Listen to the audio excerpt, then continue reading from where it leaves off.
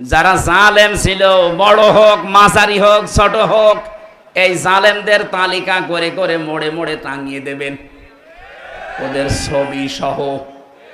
কথা বলে না কেন?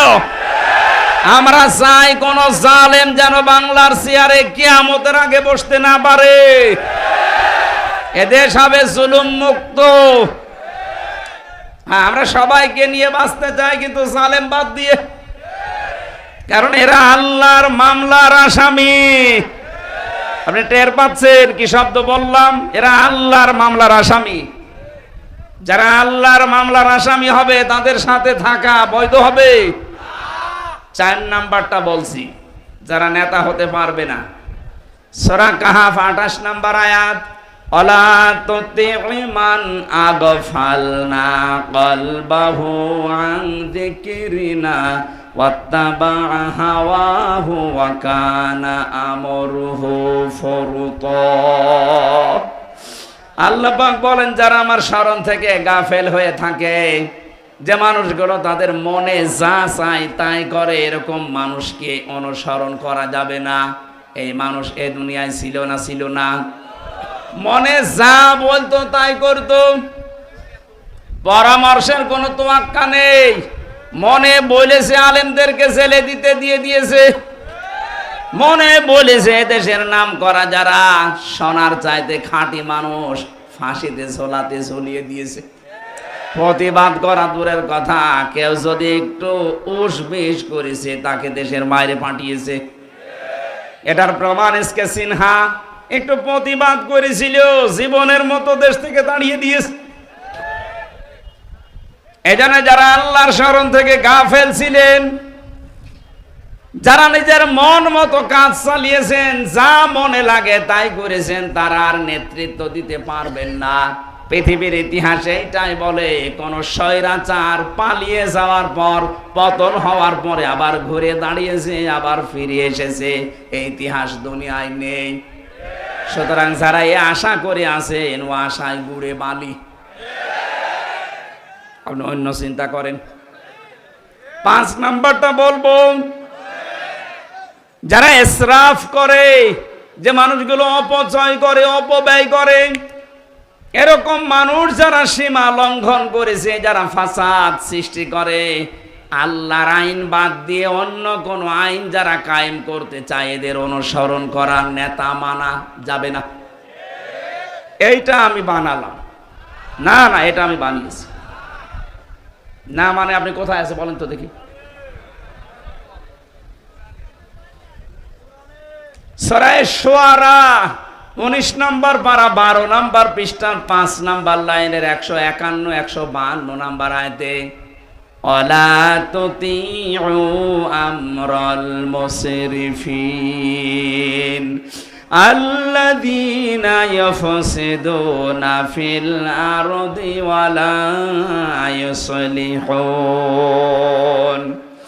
রব্বুল আলামিন জানেন, যারা ইসরাফ করে, অপব্যয় করে, অপচয় করে, তাদের অনুসরণ করা যাবে না। আর দুনিয়ায় যারা ফাসাদ সৃষ্টি করে, এখানে ফাসাদের ব্যাখ্যায় লেখা আছে, ফাসাদ মানে মানুষের তৈরি করা আইন।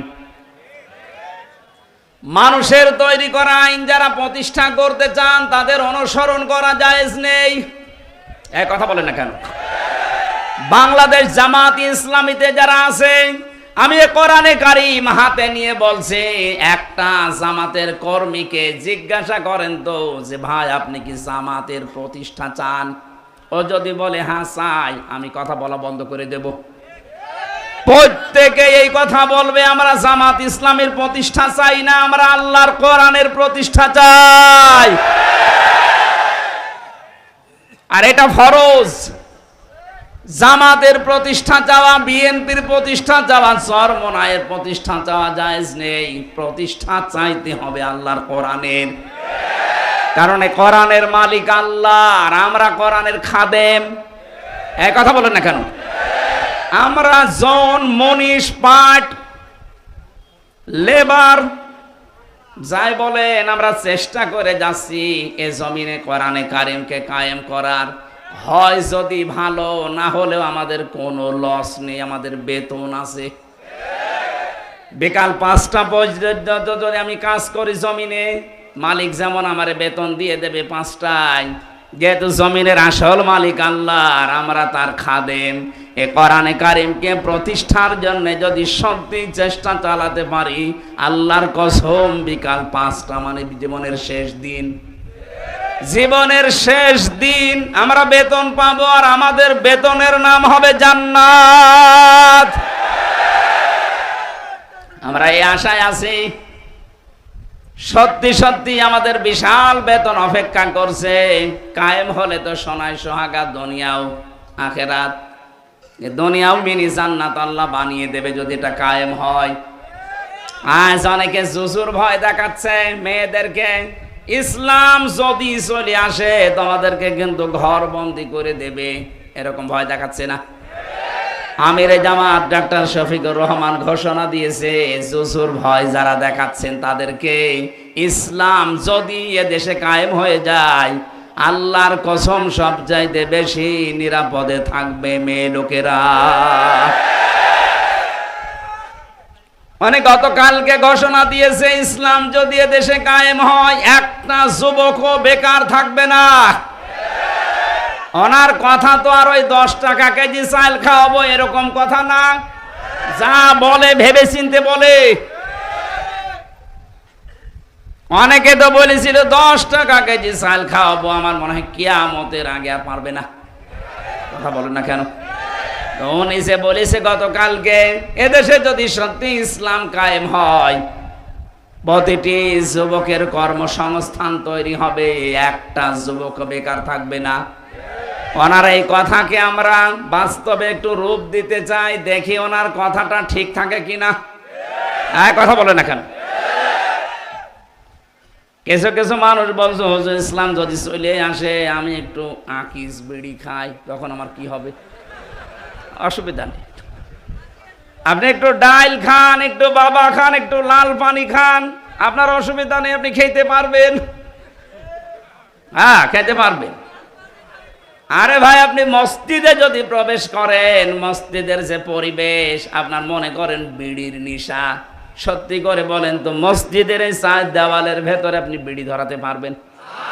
বলেন বলেন কেন? কারণ পরিবেশটা ওই রকম, ইসলাম ওখানে আছে, এই জন্য পরিবেশটা আল্লাহ পুরা জান্নাত বানিয়ে দিয়েছে।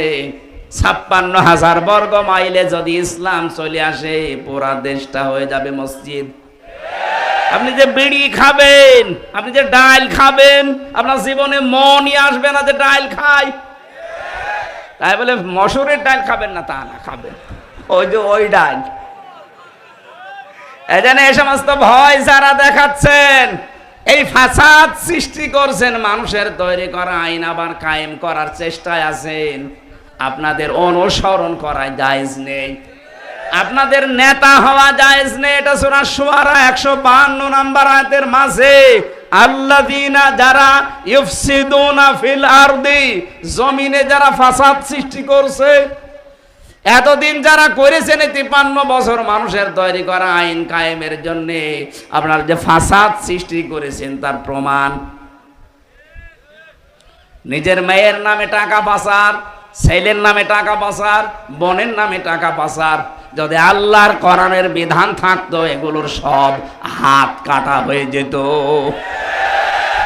একটারও হাত থাকতো না। ওয়ালা ইউসলিহুন, এবং যারা সংশোধন চায় না, যারা দেশে শান্তি প্রতিষ্ঠা করতে চায় না, তাদের অনুসরণ করা জায়েজ নেই। 6 নাম্বার পয়েন্টে পেয়েছি, সূরা নিসা 59 নাম্বার আয়াত, ইয়া আইয়ুহাল্লাযীনা আমানু আতিউল্লাহা ওয়া আতিউর রাসূলা ওয়া উলিল আমরি মিনকুম। আল্লাহ পাক বলেন, হে ঈমানদারেরা, আমার আনুগত্য করো, আমার রাসূলের আনুগত্য করো, আর তোমাদের ভেতরে যারা নেতা উলিল আমর তাদেরকে তোমরা মেনে চলো। এখানে আতিউ, এই ফেল, এই ভার্ব, এই ক্রিয়া আল্লাহ নিজের নামে রাসূলের নামে দিয়েছেন, কিন্তু উলিল আমরের আগে নেই। এর থেকে বোঝা যায় আল্লাহ রাসূলকে মানতে গেলে কোনো প্রশ্ন নেই, কিন্তু উলিল আমর যারা নেতা হবে তাদের মানতে গেলে প্রশ্ন আছে। কথা বলে না কেন? তাফসিরে মুফাসসির বলেন মানতে হবে ওই নেতাকে যে নেতা আল্লাহ রাসূলকে মেনে চলে। ৯৬ মুসলমানের দেশে আয়াতের ওয়াজ করা লাগবে না, আপনি বুঝে ফেলেছেন। সুতরাং এর পরেও যদি কেউ ভুল করেন বুঝবেন যে আপনার কপাল খারাপ। আমরা যেমন বাঁচার চেষ্টায় আছি, আপনাকেও যেন আল্লাহ বাঁচার মতো যোগ্যতা দেন, বলেন আমিন। তাহলে নেতা মানতে হবে কাদেরকে? কোরআন থেকে আমি বলেছি না আমার বাবার কথা বানালাম? বলেন। এবার আপনার বিবেকের উপর ছেড়ে দিয়েছি, যান। এরপরও যদি কেউ মানতে না পারেন দুনিয়ার কোনো স্বার্থের দিকে তাকিয়ে, আমি ডাইরেক্ট ফতোয়া দিলাম যে আপনার বিবেকের উপরে কুকুরে পেশাব করেছে। অবশ্য ঠিক, কোন এলাকায় আসলাম তো 8 বছরে বাপ না এরকম পাল্টিয়ে গেছে। আমরা সূরা কাসাস থেকে কয়েকটা আয়াত পড়েছি তাফসীর আকারে, এবার কথা বলার চেষ্টা চালাচ্ছি। আউযু বিল্লাহি মিনাশ শাইতানির রাজীম। বিসমিল্লাহির রহমানির রহিম।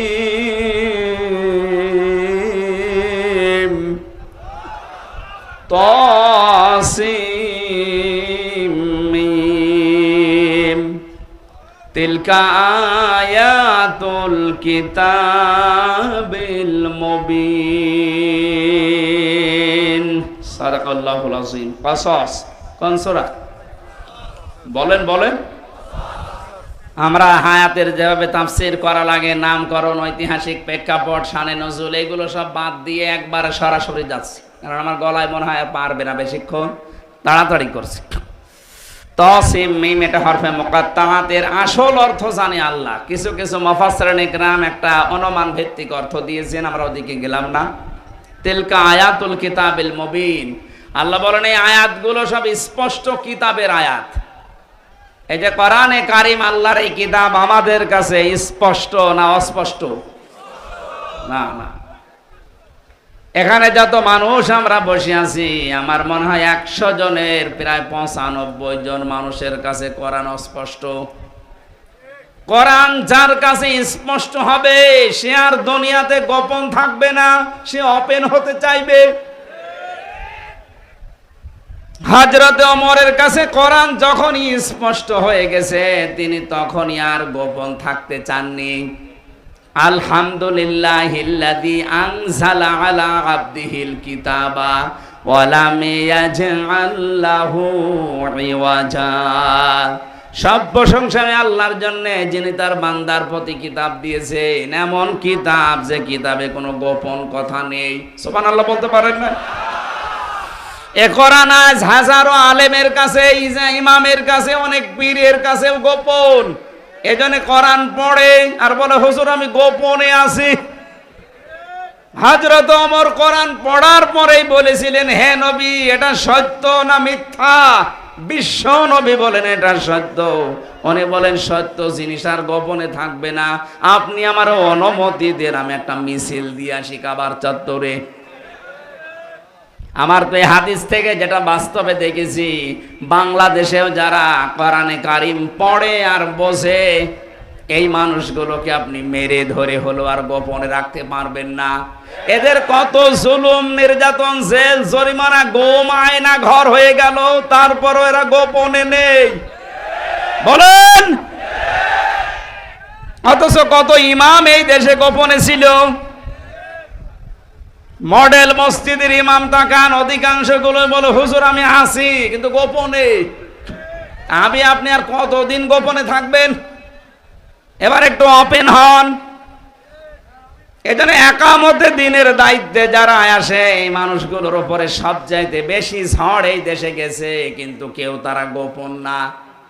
কারণ একামতে দিনের দায়িত্ব যদি কেউ পালন করতে যায়, পড়া কোরআনটা তারে বুঝে পড়া লাগে। কথা বলেন না কেন?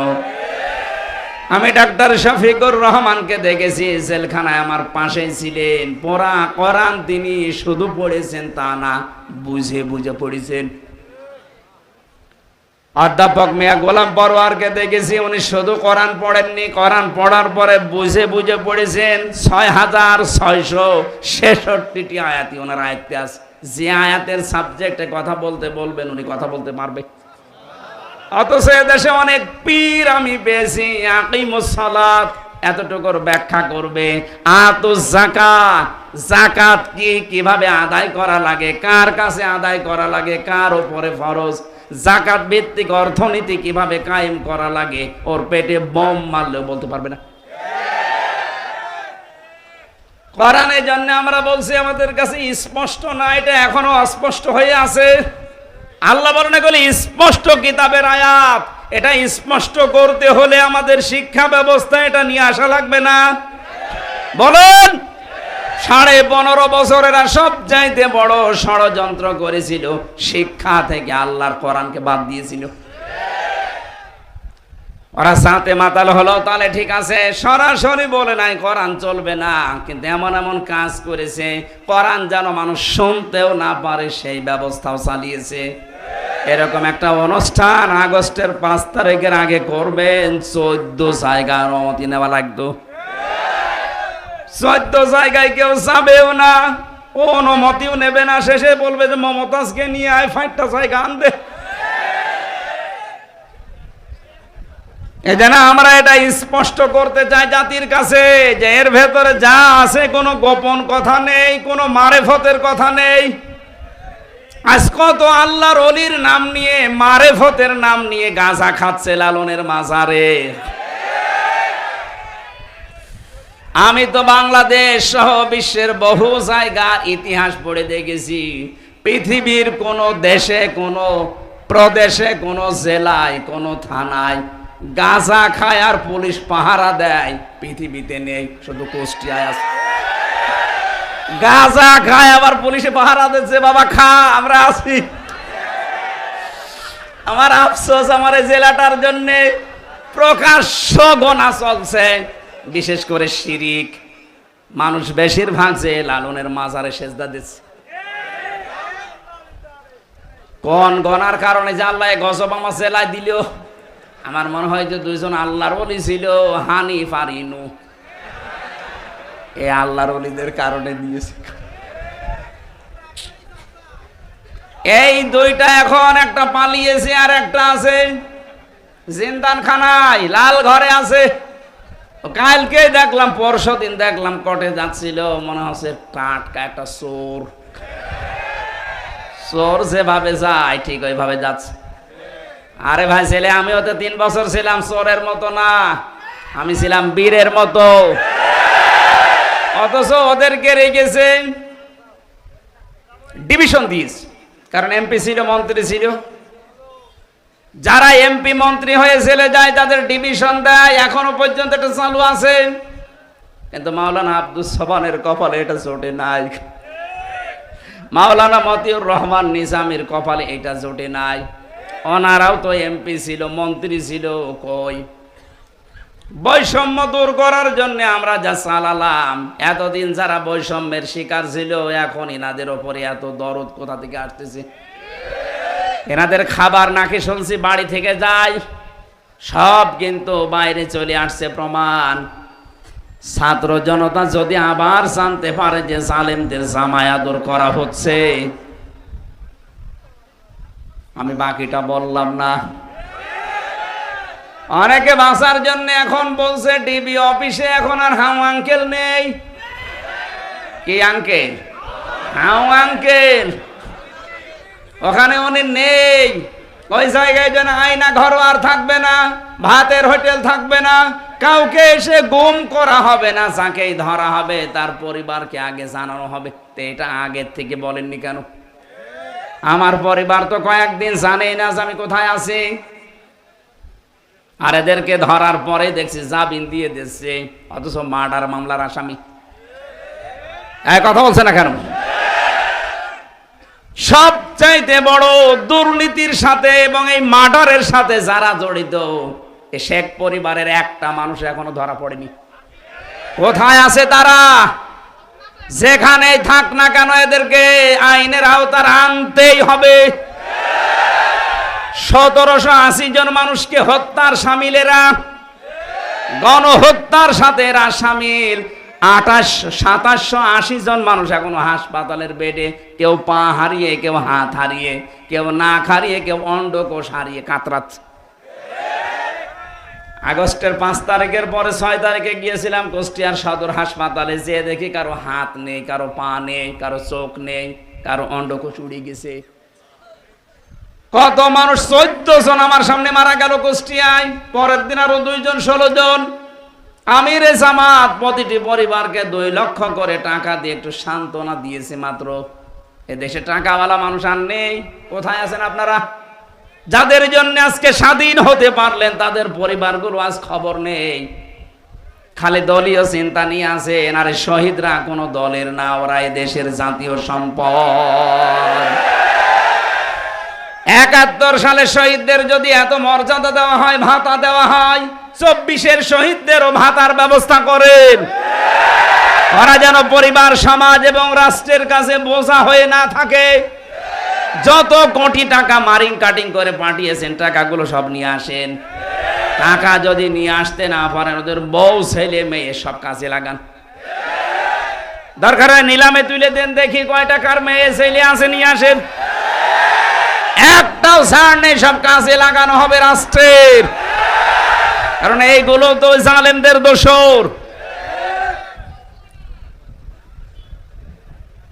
পাবনাবাসী, আমি তো শর্টকাট করে বলছি, আল্লাহ রাব্বুল আলামিনের কোরআনের কাছে যারা আসবে, সত্যি কথা তারা গোপন থাকতে, এ মানুষগুলো জেলখানায় কম গেছে। কোরআনের কাছে আসার কারণে আর গোপন থাকতে চায় না, সব ছেড়ে দিতে পারবে, কিন্তু ওপেন হতে চায়। আর আমি হামসা বলছি, আমার আর জেলের ভয় অন্তত দেখিয়ে লাভ নেই, কারণ আমার 3 বছর খাটা হয়ে গেছে। এখন যদি ভয় দেখাতে চান তাহলে আয়না ঘরের ভয় দেখান না। ও আয়না ঘরেও তো 10 দিন ছিলাম, আর কিসের ভয় দেখাবেন? মেরে ফেলা ছাড়া উপায় নেই।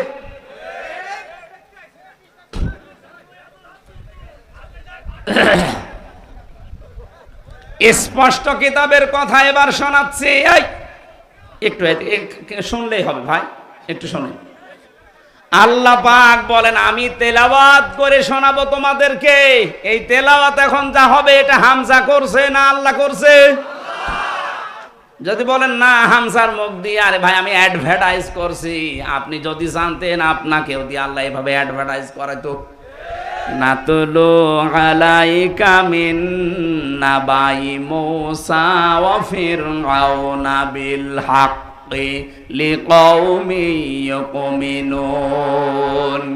আল্লাহ বলেন, আমি তেলাওয়াত করছি হে নবী আপনার কাছে, মিন নাবাই মূসা ওয়া ফিরআউনা বিল হক, সত্যভাবে, যথাযথভাবে মূসার ফেরাউনের কাহিনীটা, লিকাউমি ইউমিনুন, বিশ্বাসী সম্প্রদায় যারা, তাদেরকে আপনি শোনাবেন। এখন যদি নবী থাকতেন, পাবনাবাসী নবী সেই কাহিনী আপনাদের শোনাতেন। নবীজি নেই, আমি নায়েবে রাসূল হিসাবে এবার আল্লাহর এই তেলাওয়াত করাটা শোনাবো। আপনি দেখবেন খাপের খাপ মিলে যাচ্ছে এই বাংলাদেশের সাথে। আল্লাহ বলেন, ইন্না ফিরআউনা আলা ফিল আরদি, অবশ্যই ফেরাউন তার নিজের দেশে বিশাল সাম্রাজ্য কায়েম করেছিল। আল্লাহ রাব্বুল আলামিনের কথার সাথে হাজার হাজার বছর পরে আপনি এই 15.5 বছর মিলান, ওই জামানায় তো ফেরাউন তার নিজের দেশে বিশাল সাম্রাজ্য কায়েম করেছিল, একচ্ছত্র মালিকানা কায়েম করে ফেলেছিল। আমাদের দেশেও দেখলাম এই 15.5 বছরে অনেকে একচ্ছত্র মালিকানা নিয়ে নিয়েছিল।